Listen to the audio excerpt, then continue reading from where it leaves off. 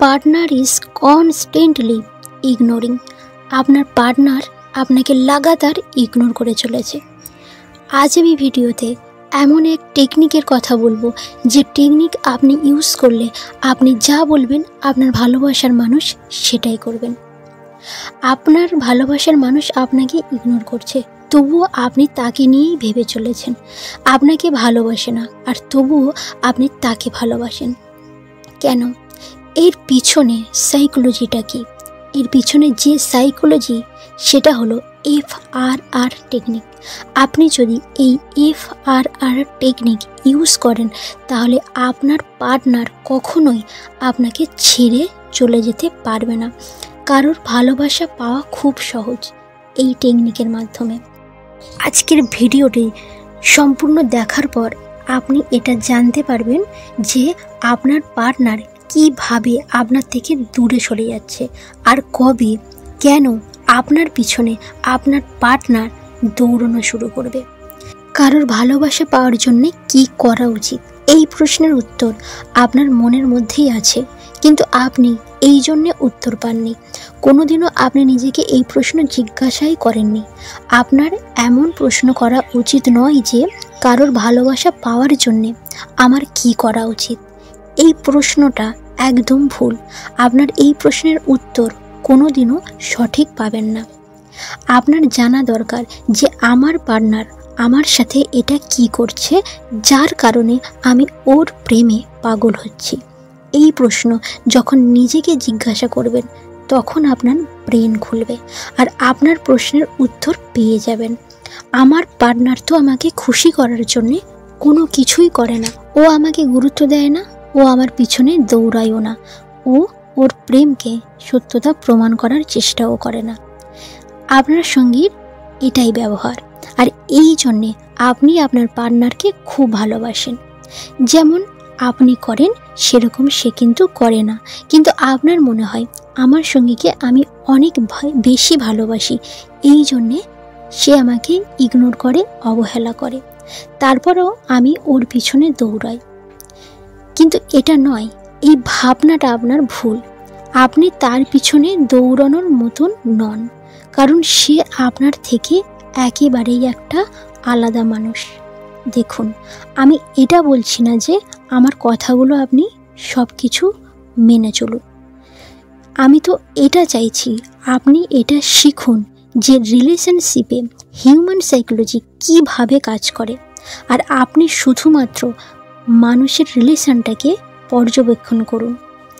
এটা শিখুন যে রিলেশনশিপে হিউম্যান সাইকোলজি কিভাবে কাজ করে, আর আপনি শুধুমাত্র রিলেশনশিপে পর্যবেক্ষণ করে হিউম্যান সাইকোলজি শিখুন যে রিলেশনশিপে কি হয় আর কেন হয়। যদি আপনি বুঝতে পারেন, তাহলে আপনাদের মধ্যে আপনার রিলেশনশিপে কোনো প্রবলেম জীবনেও হবে না। রিলেশনশিপে আপনার পার্টনার আপনার থেকে অনেক আলাদা। আপনি যেমন, আপনার পার্টনার তেমন নয়, তবুও আপনি আপনার পার্টনারকে অনেক বেশি ভালোবাসেন।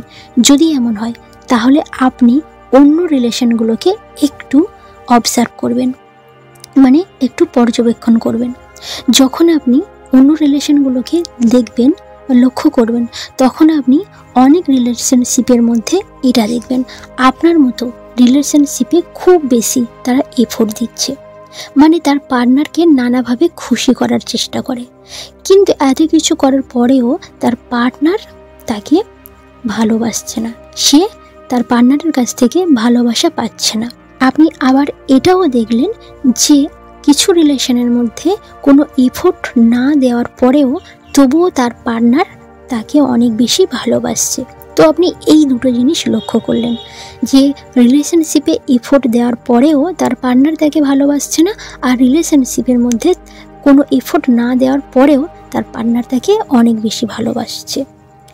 কিছু মানুষ ভালোবাসা পাচ্ছে, আর কিছু মানুষ ভালোবাসা পাচ্ছে না। কিছু লোকের ভালোবাসা মিলছে না।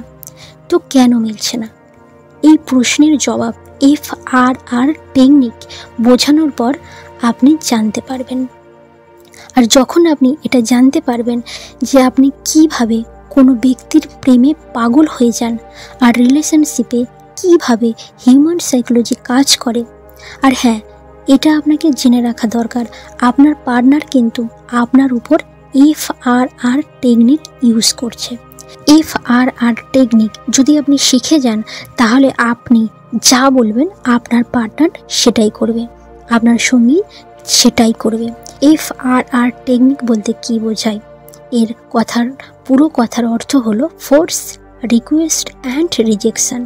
সাইকোলজি অনুসারে যখন কোনো ব্যক্তি কোনো কাজ করার জন্যে জোর করে, ফোর্স করে বা বাধ্য করে, তখন ওই ব্যক্তি আপনি যে কাজটি করার জন্যে ফোর্স করছেন বা জোর করছেন ওই ব্যক্তি ঠিক উল্টোটা করে।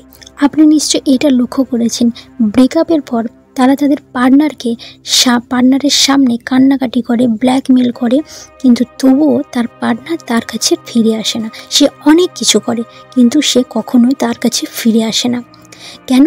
কেন আসে না? কারণ তিনি এক্স পার্টনারের সাথে ফোর্স করছে, জোর করে এইসব করছে। সে আপনার সাথে কথা বলতে চায় না, কিন্তু তবুও আপনি আলাদা আলাদা নাম্বার থেকে তাকে বিভিন্নভাবে কল করছেন। যদি সে আপনাকে ব্লক করে দেয়, আপনি আলাদা আলাদা নাম্বার থেকে তাকে কল করছেন।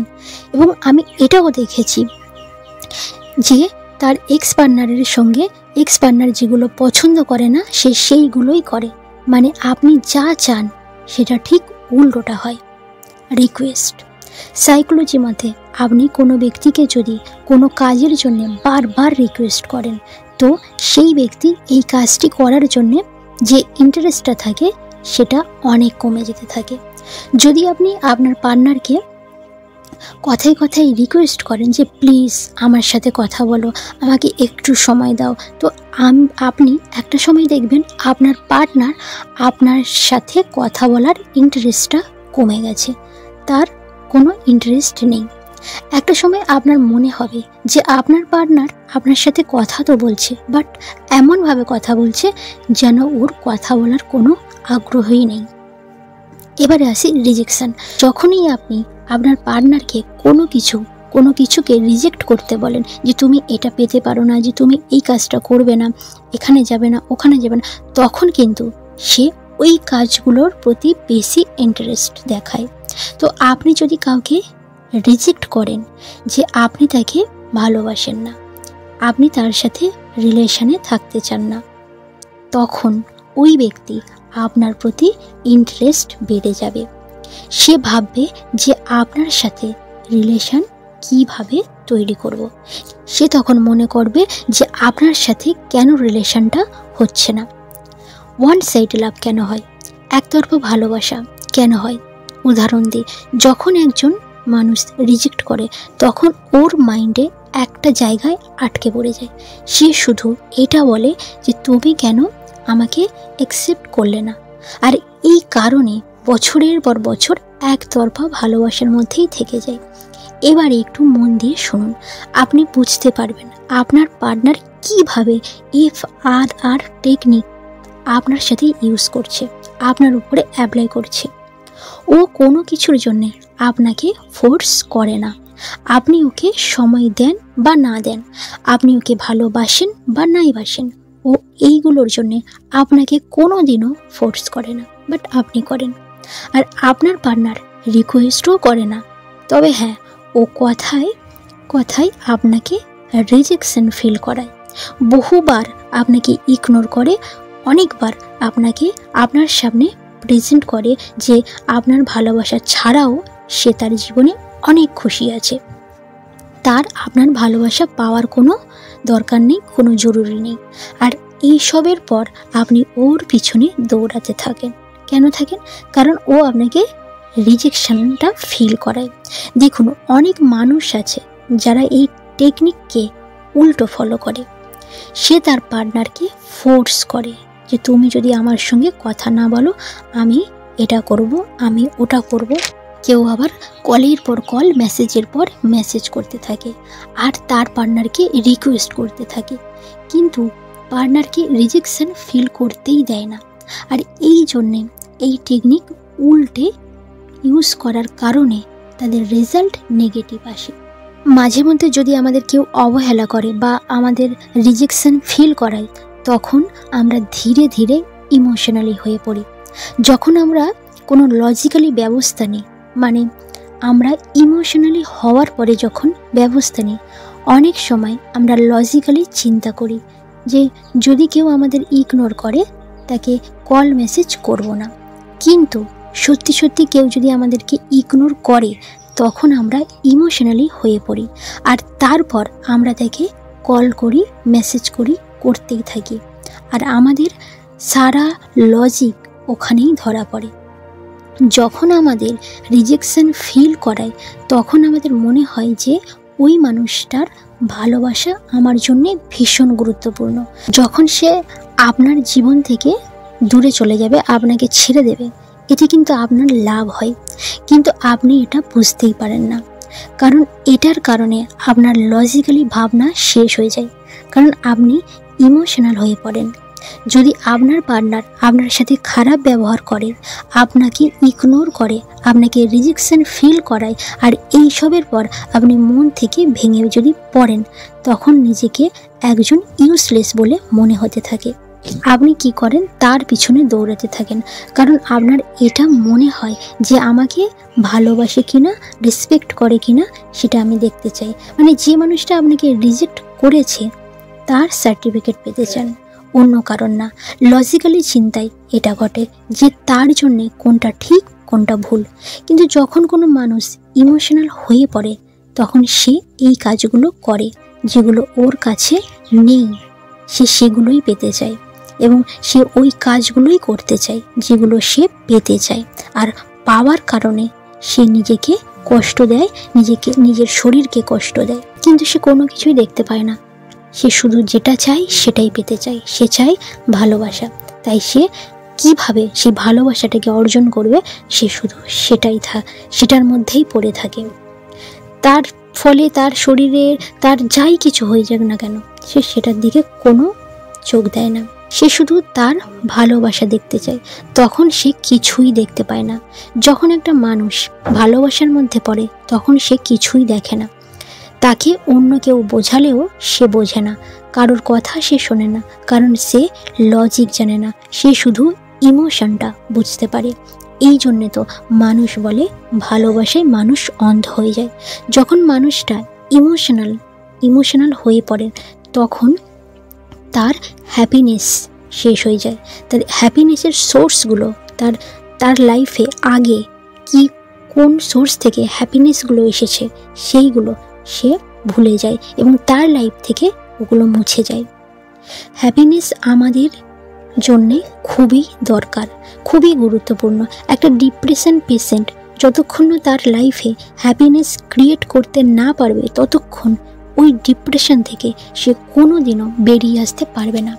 আমি যেমন আগে বলেছিলাম যে ইমোশনাল ট্রিগার ব্যক্তিটি শুধুমাত্র ভালোবাসা চায়, ওই ভালোবাসা ছাড়া সে কিছুই দেখতে পায় না। ওর লাইফে সব কিছুকে পিছনে ফেলে দেয়, ওর কাজ, ওর ফ্যামিলি, বন্ধু বান্ধব, এইসবের সব কিছু সে পিছনে ফেলে দেয়, সে কিছুই দেখতে পায় না। আর এইগুলো তার লাইফে কিন্তু একদিন কনফিডেন্স এবং হ্যাপিনেস এনেছিল, আর ওই ব্যক্তির এই সব কিছু ধীরে ধীরে গায়েব হয়ে যায় এবং সে পুরোপুরি একা হয়ে যায়।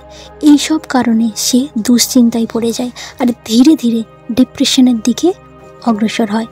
আবার ইমোশনালিভাবে সে ভাবতে থাকে, যদি আমার ভালোবাসার মানুষ আমার কাছে ফিরে আসে, আমাকে যদি আবার ভালোবাসে, তাহলে আমার সব প্রবলেম সলভ হয়ে যাবে। সে শুধু এটাই ভাবে। তার হ্যাপিনেসের সোর্স হলো তার ভালোবাসা, কিন্তু তার হ্যাপিনেসের সোর্স তার ভালোবাসা নয়। যদি সেই ব্যক্তি যেটা পছন্দ, তার হবিস, তার শখ, তার কাজের ফোকাস বাড়িয়ে দিত আর তার পিছনে ছোটা বন্ধ করে দিত, তাহলে ধীরে ধীরে তার হবিস এবং তার কাজ গ্রো করত। আর এই গ্রো হওয়ার কারণে তার কনফিডেন্স লেভেলটা বাড়তে থাকত, আর কনফিডেন্স বাড়ার ফলে তার হ্যাপিনেসটা বেড়ে যেত, সে হ্যাপিনেস ফিল করতে শুরু করে। এই সব ব্যক্তি কিন্তু খুব তাড়াতাড়ি ডিপ্রেশন থেকে বেরিয়ে আসতে পারে আর নিজে থেকে সে কনফিডেন্স ফিল করতে থাকে। আবার ওই ব্যক্তি লজিক্যালিভাবে ভাবতে থাকে, কিন্তু ইমোশনালি নয়। অনেকেই আছে যারা তাদের পার্টনারকে অনেক বেশি ভালোবাসে, কিন্তু পার্টনার ছেড়ে দেওয়ার জন্য সে তার পিছনে অনেক দৌড়েছে, তার জন্য অনেক কেঁদেছে। তো তারা এখন কি করবে? তাদেরকে আমি বলবো, জীবনে সুখের সোর্সগুলো খুঁজুন, হ্যাপিনেসের সোর্সগুলো খুঁজুন। অর্থাৎ আপনার হ্যাপিনেসটা কোথা থেকে এসেছিল? আপনার এই রিলেশনের আগে আপনার মধ্যে যে হ্যাপিনেসটা ছিল, সেই হ্যাপিনেস কোথা থেকে এসেছিল সেটা খুঁজুন। এটা করার পর আপনি ইমোশনালি স্ট্রং হয়ে উঠতে শুরু করবেন। ইমোশনালি স্ট্রং হওয়ার ফলে লজিক্যালি ভাবতে শুরু করবেন, আর নিজের পার্টনারের পিছনে দৌড়ানোটা বন্ধ করে দেবেন। যখন আপনি রিলেশনশিপে যাবেন তখন আপনার কাজের প্রতি ইন্টারেস্ট বজায় রাখবেন, কারণ যদি আপনি এই ইন্টারেস্টটা বজায় রাখতে পারেন তাহলে আপনার কখনো ইমোশনাল ট্রিগার হবেন না, মানে ইমোশনালভাবে কখনোই ভেঙে পড়বেন না। আর আপনি যদি ইমোশনাল ট্রিগার না হন, আপনার পার্টনারের পিছনে আপনি কখনোই দৌড়াবেন না। আর আপনি যদি পার্টনারের পিছনে না দৌড়ান, আপনার পার্টনার কখনো আপনাকে ইগনোর করবে না। তাহলে আমি আজকে এই ভিডিওতে বললাম FRR টেকনিক কিভাবে ব্যবহার করবেন। এই FRR টেকনিক ব্যবহার করে আপনি আপনার ভালোবাসার মানুষকে কাছে আনতে পারবেন। এতদিন পর্যন্ত আপনার ভালোবাসার মানুষ আপনার সাথে FRR টেকনিক ইউজ করেছে, এবার আপনি FRR টেকনিক ব্যবহার করুন, দেখবেন আপনার ভালোবাসার মানুষ আপনার কাছে ফিরে এসেছে। তো এই ছিল আজকে ভিডিও ভালো লাগলে অবশ্যই লাইক করবেন, কমেন্ট করবেন, আর বন্ধুদের সঙ্গে অবশ্যই ভিডিওটা শেয়ার করবেন। আর এখনও পর্যন্ত যদি চ্যানেল সাবস্ক্রাইব না করে থাকেন, প্লিজ চ্যানেলটিকে সাবস্ক্রাইব করে পাশে থাকুন। অনেক অনেক ভালো থাকুন, সুস্থ থাকুন, ধন্যবাদ।